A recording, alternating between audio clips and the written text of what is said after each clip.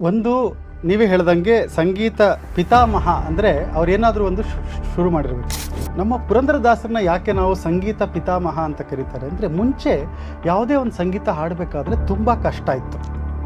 ಅವರೇನು ಮಾಡಿದ್ರು, ಒಂದು ಹೊಸ ಸಿಸ್ಟಮ್ನ ತೊಗೊಂಡು ಬಂದರು. ಸರಳೆ ವರಸೆ, ಜಂಟಿ ವರಸೆ, ಅಲಂಕಾರ, ಗೀತ, ಇದೆಲ್ಲ ಯಾರೇ ಒಬ್ಬರು ಸಂಗೀತ ಕಲಿಯೋದಕ್ಕೆ ನೀವು ಯಾವುದಾದ್ರೂ ಒಬ್ಬರು ಮೇಷ್ಟ್ರ ಹತ್ರ ಹೋದರೆ ಮೊದಲು ನಿಮ್ಗೆ ಅವ್ರಿಗೆ ಸರಳೆ ವರಸೆಯಿಂದ ಸರಿಗಮ ಪದನಿಸ ಸಾಪಾಸ ಹಾಡಿಸ್ತಾರೆ.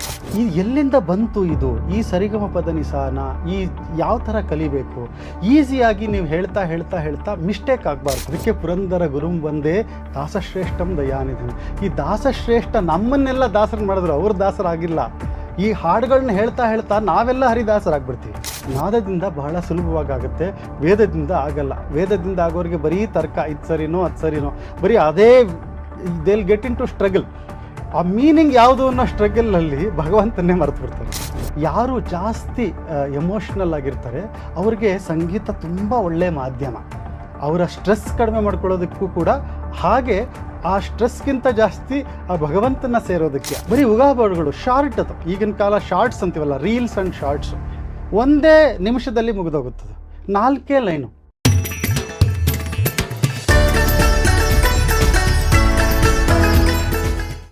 ಕರ್ನಾಟಕ ಸಂಗೀತದ ಪಿತಾಮಹ ಪುರಂದರದಾಸರ ಅಂತ ಕರೀತಾರೆ. ಇದಕ್ಕೆ ನಿಜವಾದ ಕಾರಣವೇನು? ಒಂದು ನೀವೇ ಹೇಳ್ದಂಗೆ ಸಂಗೀತ ಪಿತಾಮಹ ಅಂದರೆ ಅವ್ರೇನಾದರೂ ಒಂದು ಶುರು ಮಾಡಿರಬೇಕು. ಈಗ ಫಾದರ್ ಆಫ್ ನೇಷನ್ ಅಂದರೆ ಸ್ವಾತಂತ್ರ್ಯಕ್ಕೆ ಕೆಲಸ ಮಾಡಿದರೆ ಅವ್ರನ್ನ ಫಾದರ್ ಆಫ್ ನೇಷನ್ ಅಂತೀವಿ. ಈ ಫಾದರ್ ಆಫ್ ಮ್ಯೂಸಿಕ್ ಅಂತಂತಂದರೆ ಏನಂತ ಹೇಳ್ತೀರಾ? ಯಾರು ಮ್ಯೂಸಿಕ್ಕನ್ನು ಸಿಂಪ್ಲಿಫೈ ಮಾಡಿದ್ದಾರೆ, ಅಂದರೆ ಯಾರಿಂದ ಈ ಸಂಗೀತ ಅನ್ನೋದು ಹುಟ್ಟಿತು. ಮುಂಚೆನೂ ಸಂಗೀತ ಇತ್ತು, ಆದರೆ ತುಂಬ ಕಷ್ಟ ಇತ್ತು. ನಾವು ಅದರದ್ದು ಒಂದು ವಿಷಯ ಹೇಳೋದಾದರೆ, ನಾನು ಸಂಗೀತಗಾರ ಅಲ್ಲ, ಆದರೆ ನಾನು ಸಂಗೀತ ಪ್ರೇಮಿ. ಹಾಗಾಗಿ ಬಹಳಷ್ಟು ಇವ್ರ ಬಗ್ಗೆ ವಿಷಯ ತಿಳ್ಕೊಂಡಿರೋದ್ರಿಂದ ಸಂಗೀತದ ಬಗ್ಗೆ ಗೊತ್ತಿರೋಷ್ಟು ವಿಷಯನ ನಾನು ಹೇಳೋದಕ್ಕೆ ಪ್ರಯತ್ನ ಪಡ್ತೀನಿ. ನಮ್ಮ ಪುರಂದರದಾಸರನ್ನ ಯಾಕೆ ನಾವು ಸಂಗೀತ ಪಿತಾಮಹ ಅಂತ ಕರೀತಾರೆ ಅಂದರೆ, ಮುಂಚೆ ಯಾವುದೇ ಒಂದು ಸಂಗೀತ ಹಾಡಬೇಕಾದ್ರೆ ತುಂಬ ಕಷ್ಟ ಇತ್ತು. ಅವರೇನು ಮಾಡಿದ್ರು, ಒಂದು ಹೊಸ ಸಿಸ್ಟಮ್ನ ತೊಗೊಂಡು ಬಂದರು. ಮ್ಯೂಸಿಕ್ನ ಹೇಗೆ ನೀವು ಪ್ರತಿಯೊಬ್ಬರು ಹಾಡ್ಲಿಕ್ಕೆ ಸಾಧ್ಯ ಅಂತ. ಸೊ ಅದಕ್ಕೆ ಸಂಗೀತದಲ್ಲಿ ಹೇಳ್ತಾರೆ, ಸರಳೆ ವರಸೆ, ಜಂಟಿ ವರಸೆ, ಅಲಂಕಾರ, ಗೀತ, ಇದೆಲ್ಲ ಯಾರೇ ಒಬ್ಬರು ಸಂಗೀತ ಕಲಿಯೋದಕ್ಕೆ ನೀವು ಯಾವುದಾದ್ರೂ ಒಬ್ಬರು ಮೇಷ್ಟ್ರ ಹತ್ರ ಹೋದರೆ ಮೊದಲು ನಿಮ್ಗೆ ಅವ್ರಿಗೆ ಸರಳೆ ವರಸೆಯಿಂದ ಸರಿಗಮ ಪದನಿಸ ಸಾಪಾಸ ಹಾಡಿಸ್ತಾರೆ. ಫಸ್ಟು ಒಂದು 2-3 ದಿನ ಬರೀ ನಿಮ್ಗೆ ಆ ಸ್ವರಗಳು ಕೂತ್ಕೋಬೇಕಾದ ಜಾಗದಲ್ಲಿ. ಈಗ ಇದೆಲ್ಲ ಇದೆ. ನಾವೀಗ ಸಂಗೀತ ನಾವು ಯಾರಾದರೂ ಹೋಗಿ ಕಲಿತೀವಿ ಅಂದರೆ, ಅಥವಾ ಯಾವುದೋ ಸಂಗೀತಗಳನ್ನು ನೋಡ್ತಾ ಇದ್ದರೆ, ಯಾರಾದರೂ ಶುರು ಮಾಡೋಕ್ಕೆ ಮುಂಚೆನೇ ಫಸ್ಟ್ ಅವರು ಒಂದು ಪಿಚ್ ರೆಡಿ ಮಾಡ್ಕೋತಾರೆ, ಸ ಪ ಸ ಸ, ಅಥವಾ ಅಲ್ಲ ಒಂದು ಶ್ರುತಿ ಹಿಡ್ಕೊಳ್ತಾರೆ. ಈ ಎಲ್ಲಿಂದ ಬಂತು ಇದು, ಈ ಸರಿಗಮ ಪದನಿಸಾನ ಈ ಯಾವ ಥರ ಕಲಿಬೇಕು, ಈಸಿಯಾಗಿ ನೀವು ಹೇಳ್ತಾ ಹೇಳ್ತಾ ಹೇಳ್ತಾ ಮಿಸ್ಟೇಕ್ ಆಗಬಾರ್ದು. ಒಂದು ಸರಿ ನೀವು ಕಲಿತ್ರೆ ಈ ಸೈಕಲ್ ಕಲ್ತಂಗೆ ಸಂಗೀತ. ಈಗ ಒಂದು ಸರಿ ಕಲಿತ್ರೆ ನಿಮಗೆ ಮತ್ತೆ ಅದು ಆ ಸ್ವರ ಸ್ಥಾನಗಳಿದೆಯಲ್ಲ, ಅದು ಚೇಂಜೇ ಆಗಲ್ಲ. ಅಷ್ಟು ಚೆನ್ನಾಗಿ ಆ ಸ್ವರ ಸ್ಥಾನಗಳಲ್ಲಿ ಕೂತ್ಕೋಬೇಕು. ನಾವು ಯಾವುದೇ ಹಾಡು ಹೇಳಿದ್ರು ಅದರ ಹಿಂದೆ ಏನಿದೆ ಅನ್ನೋದನ್ನು ಅವರು ಒಂಥರ ಡಿಡಕ್ಟಿವ್ ಲಾಜಿಕ್ ಅಂತ, ನಾವು ಹಾಡ್ಬಿಡ್ತೀವಿ ಯಾವುದೋ ಒಂದು ಹಾಡನ್ನು, ಅದರ ಹಿಂದೆ ಒಂದು ಸ್ವರಗಳ ಮಾಧುರ್ಯ ಇರುತ್ತೆ. ಆ ಸ್ವರನ ನಾವು ಸರಳೆ ವರಸೆ ಅಂತ, ಈಗ ಸರಿ ಗ ಮ ಪದ ನಿ ಸಾ ಸಾ ನಿ ದ ಪ ಮ ಗ ರೀ ಸ. ಸೊ ಅದನ್ನು ಅವರೋಹಣ ಆರೋಹಣ ಅವರೋಹಣ ಅಂತೆಲ್ಲ ಏನಿದೆ, ಇದನ್ನೆಲ್ಲ ಕೂಡಿಸ್ಕೊಟ್ಟವರು ಪುರಂದರದಾಸರು. ಇವತ್ತು ನಮ್ಗೆ ಏನಾದರೂ ಒಂದು ಸಂಗೀತ ಎಂಜಾಯ್ ಮಾಡ್ತೀವಿ ಅಂದರೆ ಫಸ್ಟ್ ಅವರಿಗೆ ಥ್ಯಾಂಕ್ಸ್ ಹೇಳಬೇಕು.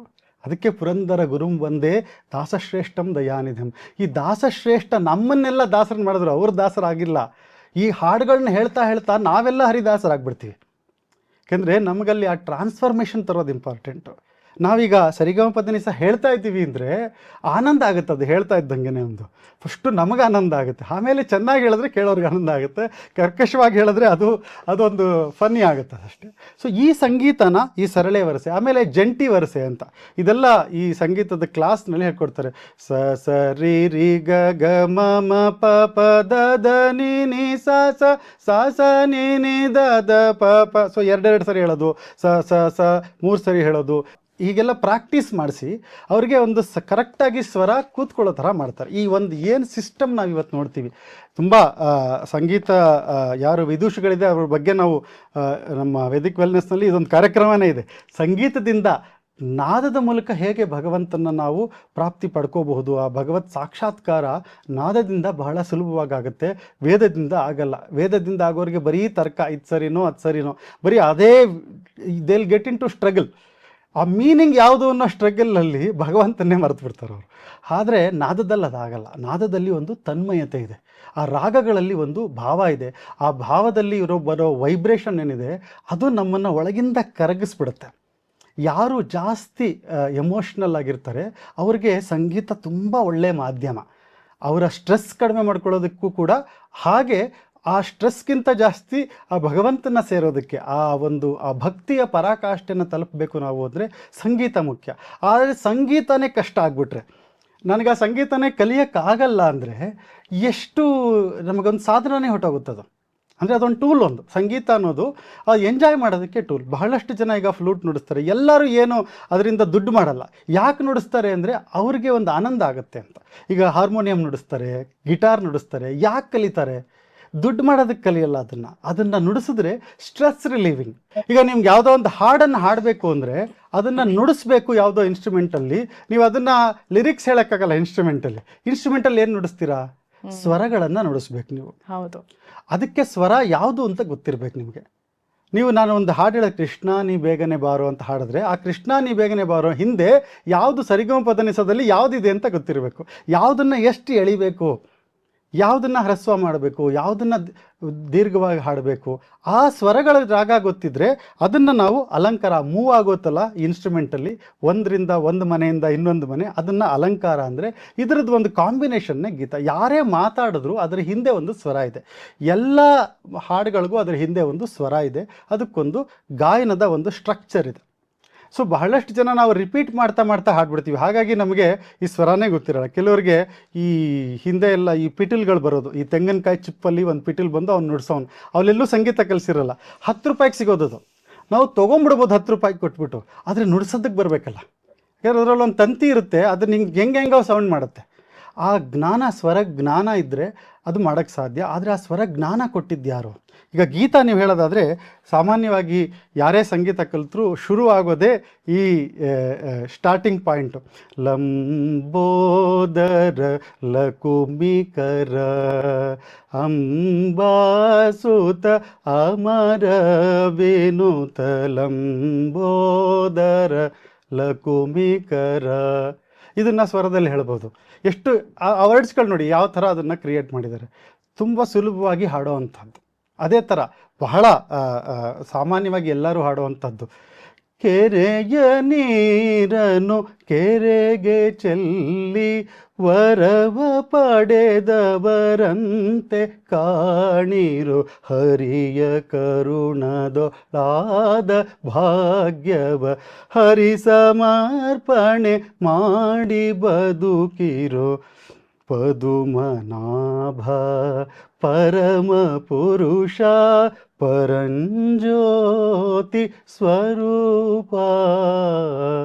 ಇದನ್ನು ಪೂರ್ತಿ ಮೊದಲು ಸ್ಟಾರ್ಟಿಂಗ್ ಗೀತೆ ಹೇಳ್ಕೊಡೋದೇ ಅದಕ್ಕೆ ಏನು ಹೇಳ್ತಾರೆ ಶ್ವೇತಾ ಅವರು, ಇದಕ್ಕೆ ಪಿಳ್ಳಾರಿ ಗೀತೆಗಳು ಅಂತ. ಸೊ ಈ ಥರ ಒಂದು ಸಂಗೀತ ಕ್ರಮಾನ ತಂದುಕೊಟ್ಟವರು ಪುರಂದರದಾಸರು.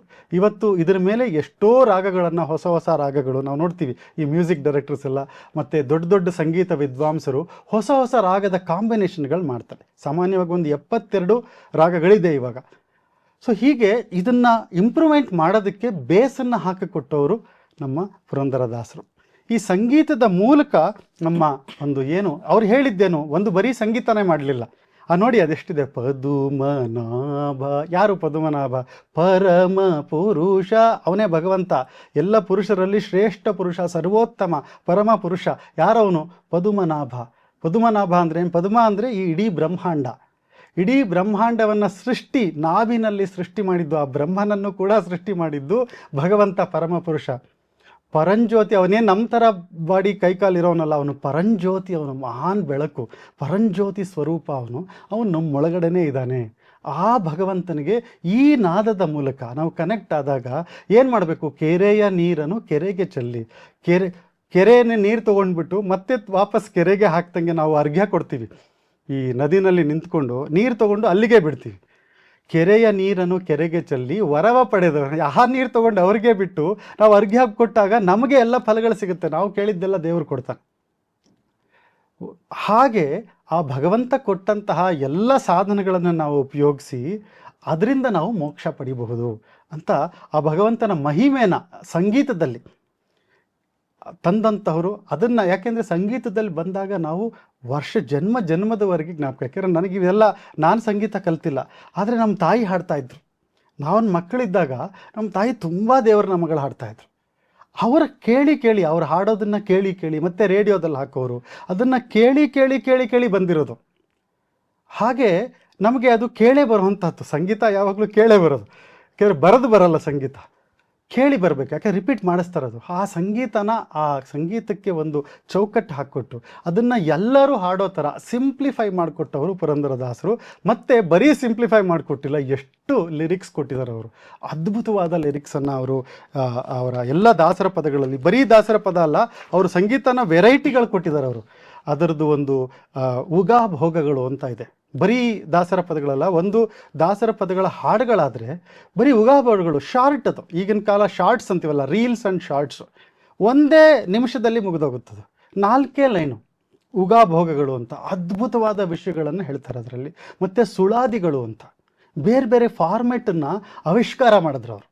ಶಾರ್ಟಾಗಿ ಏನಾದರೂ ತಕ್ಷಣ ಹೇಳಬೇಕು ಅಂದರೆ ಯಾವ ಥರ ಹೇಳಬೇಕು, 2 ಲೈನಲ್ಲಿ. ಸಾಮಾನ್ಯ ನೀವು ಯಾರೇ ಸಂಗೀತಗಾರರು ದಾಸರ ಪದಗಳು ಹೇಳುವಾಗ ಫಸ್ಟ್ ಒಂದು ಉಗಾಭೋಗ ಹೇಳ್ತಾರೆ, 2 ಲೈನು ರಾಗವಾಗಿ ಹೇಳ್ತಾರೆ. ವಿದ್ಯಾಭೂಷಣರು, ಇನ್ಫ್ಯಾಕ್ಟ್ ನಮ್ಮ ಪುರಂದರದಾಸರ ಎಲ್ಲ ಕೀರ್ತನೆಗಳಿಗೆ ಜೀವ ತುಂಬಿದವರು.